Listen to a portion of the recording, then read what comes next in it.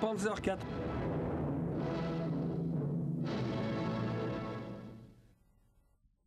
En découvrant le prototype du nouveau Panzer IV en 1936, ils étaient peu nombreux ceux qui pouvaient se douter être en face de l'arme qui, une fois modernisée pour répondre aux exigences de la guerre, allait devenir le cheval de bataille de l'armée allemande tout au long du conflit.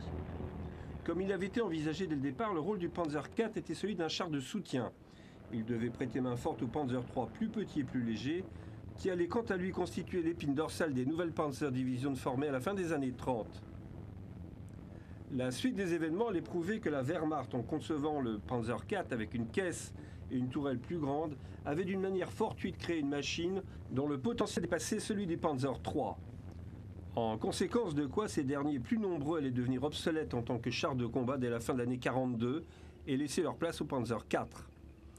La production de celui-ci fut initialement réduite.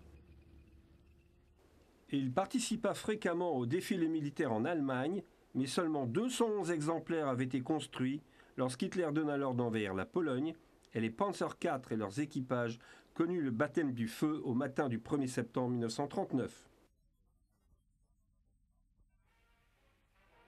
Bien que le Panzer IV se soit montré performant en Pologne, il était sous-blindé, une faiblesse qu'il partageait avec tous les chars allemands engagés lors de cette campagne. Le blindage latéral du Panzer IV était vulnérable aux canons anti-chars Bofors de 40 mm déployés par les Polonais. Leur canonnier avait également été aidé par la croix allemande bien visible, peinte en blanc et jaune sur les flancs, ainsi que d'autres marquages tactiques qui détonnaient sur le fond gris foncé des chars et